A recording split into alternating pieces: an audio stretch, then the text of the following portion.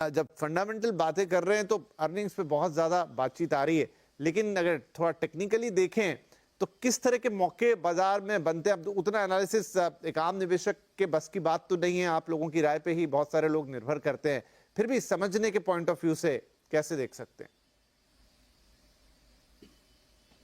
देखो Vipin ji, I am no serious technical analyst, ठीक है, पर जो हमारे कंपनी में जो टेक्निकल एनालिस्ट हैं, फंडामेंटल एनालिस्ट हैं, जो हमारे को गाइड करते हैं, और जितना मेरे को मार्केट का एक्सपीरियंस है पिछले 20-25 साल का, मेरे को लगता है अभी बॉटम फॉर्मेशन में टाइम लगेगा। और अभी 2-3 और अगर हम फंडामेंटल कारण की बात करें, जो हमारे वरिष्ठ कलीग्स ने अभी बात की है, मेरा ये मानना है कि अभी टू बिगिन विद सबसे पहले रुपी को स्टेबल होना पड़ेगा। रुपी की स्टेबिलिटी मेरे को लगता है इमीडिएटली आसानी से नहीं आ पाएगी।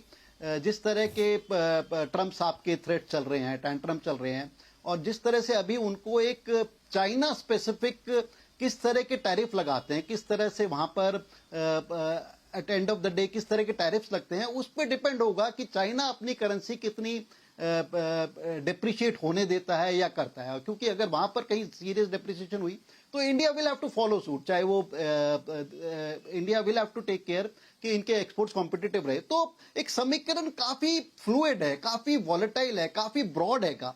तो एक स्पेसिफिक चीज को हम नहीं कह सकते कि इस चीज से इस लेवल से मार्केट थम जाएगी या इस लेवल से मार्केट बाउंस बैक हो जाएगी। ठीक है, छोटी मोटी वॉलेटिलिटी, छोटे मोटे ट्रेडिंग अपॉर्चुनिटीज मार्केट को मिलते रहेंगे जो लेवल से, जैसे आज से कुछ दिन पहले तक हम बात कर रहे थे कि 22,800 काफी सीरियस लेवल है, और हमने देखा भी था कि बार बार मार्केट वहां से जंप कर रही थी। But today I won't use the word convincingly, but I think that citadel has been broken, and अब हम हो सकता है उससे और 300-400 नीचे पॉइंट की बात करें।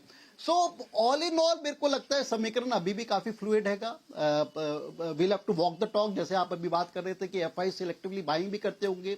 जैसे हमने देखा है कि देयर आर सेक्टर्स जो अभी भी एक पॉकेट्स ऑफ रेजिलियंस है, pockets of resilience in the sense telecom की अगर हम दिग्गज काउंटर्स की बात करें, समथिंग लाइक हेल्थ केयर की बात करें, टेक्नोलॉजी में भी हम देख रहे हैं सिलेक्टिवली शायद एफआईज का पैसा जा रहा है, और यहां पर हम देख रहे हैं कि रिजल्ट्स भी काफी अच्छे हैं। I think they are back by results, it's not that कि just XYZ they have chosen. So काफी सेक्टर चर्निंग हो जाएगी, काफी स्टॉक चर्निंग हो जाएगी, काफी सारे सेक्टर्स में भी हम देख रहे हैं कि कुछ एक कंपनीज काफी अच्छे रिजल्ट थ्रो कर रही हैं एंड काफी companies not so good result throw कर रही हैं। रियल एस्टेट में अगर हम देख रहे हैं, विदाउट नेमिंग एनी कंपनी, हमने देखा 2-3 कंपनीज ने काफी अच्छे रिजल्ट थ्रो किए, कई कंपनीज ने अच्छे थ्रो नहीं किए। सो आई थिंक एक चर्निंग होगी, अक्रॉस द बोर्ड चर्निंग होगी। And small cap mid cap की अगर बात करें, जहां पर सीरियस डिस्ट्रक्शन हुई है, ठीक है, एक ऑन अ ब्रॉडर बेसिस अगर हम बात करें कि 4-5 साल में स्टॉक्स 4x 5x होने के बाद हमारा निफ्टी 10-15% गिर गया है, बट जिस तरह की जिस तीव्रता से पिछले 3 महीने में स्टॉक्स में फॉल आया है, there have been fall closer to 40-60% in a particular stocks from recent highs. तो वो काफी वैल्यू डिस्ट्रक्शन हो जाती है। वो उस डिस्ट्रक्शन में कहां पर क्वालिटी स्टॉक में फॉल आया और कहां पर not so good quality stock में फॉल आया, वो ध्यान रखना पड़ेगा। जहां पर क्वालिटी अच्छी नहीं है, अगर वहां पर आप एवरेजिंग करने में लग गए तो I think you will end up losing major part of your capital. और जहां पर क्वालिटी अच्छी है वहां पर मेरे को लगता है कि सिलेक्टिवली बाइंग भी करनी पड़ेगी।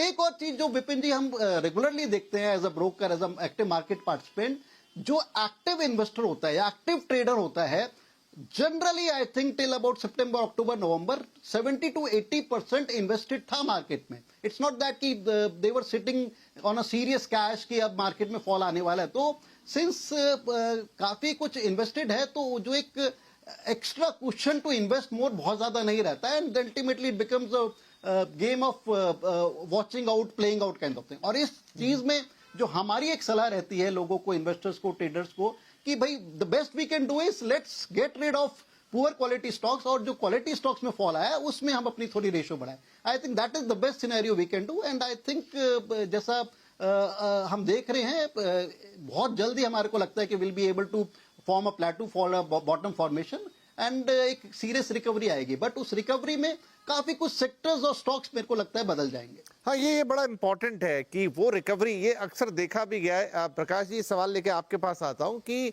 अभी भी रोज जो हमारा डेली शो है कल का बाजार, उसमें लाइन तांता लगा रहता है कि मेरे पास ये स्टॉक है, मेरे पास ये स्टॉक है, और शायद एक आध ही है कोई जिसमें हमें हरा रंग दिखता है, बाकी तो सबको प्रॉब्लम है, सब घाटे में बैठे हुए। कई तो अच्छे स्टॉक उसमें जो लाल रंग में दिखते हैं। अब यहाँ पर एक कॉमन जो राय निकल कर आती है, जो भी उसमें एनालिस्ट आते हैं रोज के लेवल पे, ज्यादातर तो टेक्निकल एनालिस्ट होते हैं, वो यही कि देखिए अभी एक तो एवरेज आउट मत कीजिए। हर किसी को वो डर लगता है शायद अंदर से, हर दूसरा कॉलर यही पूछ रहा होता है कि क्या वो लेवल होगा जहां मैं थोड़ा और खरीद लूं, उसको लग रहा है कि एवरेज आउट हो जाएगा, और वो कहते हैं कि नहीं देखिए इससे निकल जाइए, वही बेहतर है। अब सेल इन राइस की स्ट्रेटेजी ज्यादातर सवालों में, स्पेसिफिक स्टॉक की बात मैं नहीं कर रहा, लेकिन एक जो मोटी सलाह निकल कर आती है वो यही निकल कर आती है कि अच्छे स्टॉक में लगाइए, वो गिर भी गया तो वो रिकवर जरूर करेगा, और जहां पर मामला ठीक नहीं है वहां पर अगर वो बहुत ऊपर भी था, बढ़िया रिटर्न्स पे भी बैठा हुआ था, लेकिन वो गिर गया तो फिर पता नहीं वो लौट के आएगा कि नहीं आएगा। अब ये फंसने वाली स्थिति हो जाती है। ऐसे में क्या करे निवेशक? नहीं नहीं, बिल्कुल सही है। जो पंकज जी ने भी समझाया कि ये जो इन्वेस्टर जब फुल्ली इन्वेस्टेड हो जाते हैं तब नया पैसा तो आता नहीं है, तो वो पैसा जब आपका अटक गया है तो आप एवरेजिंग भी कहाँ से करेंगे या नए स्टॉक्स कौन से लेंगे जब पैसा ही नहीं है। तो सबसे बड़ा सवाल तो लोगों के पास ये नहीं कि कौन सा स्टॉक लेना है, सबसे बड़ा सवाल है कि पैसे कहाँ से आएंगे। और उसका एक बहुत थोड़ा सा दर्द वो है, एफर्ट करना पड़ता है उसके अंदर कि जो चीजें आपने गलती की है, जो वो गलती को अक्नॉलेज करके, एडमिट करके उसको आप उस मतलब एक्सेप्ट करिए और उसको बेचिए। क्योंकि होता ये है कि ये जो हर एक रिकवरी में जैसे पहले आपने कहा कि नए स्टॉक्स चलते हैं, नए सेक्टर्स क्यों चलते हैं, उसका कारण और कुछ नहीं है। अब ऐसा है कि जो सेक्टर में 4-4, 5-5 गुने हो गए हैं, जैसे रिन्यूएबल सेक्टर में ले लीजिए, जो सोलर एनर्जी वाले सेक्टर में है, या ईवी वाले जो स्टॉक्स हैं, अब उसमें स्टॉक 4-4, 5-5 गुने हो गए। अगर वो आधे भी हो गए तो भी वो डबल है जो जिस लेवल से शुरुआत हुई थी पेंडेमिक के बाद। लेकिन कई सेक्टर ऐसे हैं जो चले ही नहीं है, और वो सेक्टर्स में गिरावट जब आती है तो वो और भी सस्ते हो जाते हैं, तो उनमें ज्यादा फोकस होता है, लोगों का पैसा वहां ज्यादा लगना शुरू होता है, प्रोवाइडेड वो सेक्टर में हेडविंड्स भी हो, मतलब ग्रोथ के कोई कारण और भी हो। अब उस लिहाज से अगर आप देखिए तो मुझे लगता है कि अगले रन में ईवी, रिन्यूएबल्स, ईएमएस, इस टाइप के जो हाई प्राइस आउट परफॉर्मर्स थे, वो थोड़े से चलने में परहेज होगा वहां चलने में। लेकिन चलेंगे क्या? बैंकिंग और फाइनेंशियल्स चलेंगे, क्योंकि पहले भी नहीं चले थे। आपके इंडस्ट्रियल जो है सिलेक्टिवली कई हैं जो नहीं चले हैं। तो जहाँ पे फार्मा है, फार्मा ने थोड़ी बहुत चमक दिखाई, लेकिन ओवरऑल तो नहीं चले। ज्यादा से ज्यादा क्या 1.5 गुना भाव हुए हैं पिछले 3 साल में। तो इस टाइप की जो चीजें हैं वहां पे आपको फोकस करना पड़ेगा।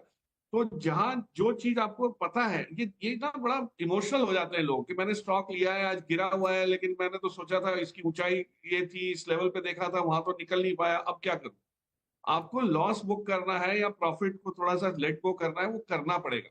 वो करने के बाद ही आपके पास कैपिटल आएगा, और उस कैपिटल को समझदारी से इन्वेस्ट करना है। सो साइकिल यही होता है, जो जो जब भी गिरावट आती है तो आपको कमाई पैसे की नहीं होती, पर सीख की होती है। तो ये जो सीख मिल रही है, इसको समझिए कि आपने हाई लेवल्स पे लिया हुआ है और सारा ही अगर पैसा लगा दिया है, तो आपकी गलती को एक्सेप्ट कर लीजिए कि कुछ तो बचेगा। 30-40% कम आएगा, लेकिन कुछ तो आएगा हाईज में से। सो माय पॉइंट इज कि थोड़ा सा इमोशनल बिहेवियरल चेंज लाना पड़ेगा रादर देन फाइनेंशियल इंजीनियरिंग। इसमें कोई दिमाग फाइनेंशियल साइड में नहीं लगता है, इसमें अपने आप के इमोशंस पे काबू लाने की हिम्मत करनी पड़ती है। और उसके लिए पता है एक चीज जो सबसे दर्द कहाँ होता है, ये देख के लोग जो निवेश करते वक्त अपने सलाह किसी प्रोफेशनल से नहीं लेते, क्योंकि थोड़ा बहुत जो फीस में पैसा देना पड़ता है वो उसमें बहुत परहेज है हिंदुस्तानी लोगों को कि भाई हम जल्दी पैसा क्यों खर्चे जब हमको फ्री में चीज मिल रही है। तो फ्री में एडवाइस जो ले आप लोगे तो फिर मतलब बुरे हाल तो होने के बहुत सारे संजोग हो जाते हैं। और दूसरी चीज ये है कि जहाँ अच्छी चीज समझ आ रही है या सुनने मिल रही है, उसके ऊपर में कंट्रोल ये ना कि कितना ज्यादा नॉइज है मार्केट में, कि आप हर एक तरफ दौड़ रहे हैं, सुन रहे हैं, हर एक की सुनवाई कर रहे हैं, और उस सुनवाई की वजह से आप कोई ऐसा डिसीजन नहीं ले पाते जो फंडामेंटली आपके हित में हो। सो मेरे हिसाब से थोड़ा सा इसमें इंट्रोस्पेक्शन की ज्यादा जरूरत है आपको इंडिविजुअली पोर्टफोलियो लेवल पे, कि भाई मैंने गलती क्या की है, ताकि मैं ये गलती ना दोहराऊं, अगले चरण में दूसरी गलती नहीं कर लूं बेशक, लेकिन पुरानी गलती ना। राइट, ये होता है। और जब बाजार गिरता है तो अक्सर लोग पैनिक में आ जाते हैं और वहां गलती होने के चांसेस और बढ़ जाते हैं। अनुज जी, तो अगर हम बात करें, देखिए बार बार वो बात तो है, अभी अब बॉटम आउट वो एक अलग सिनारियो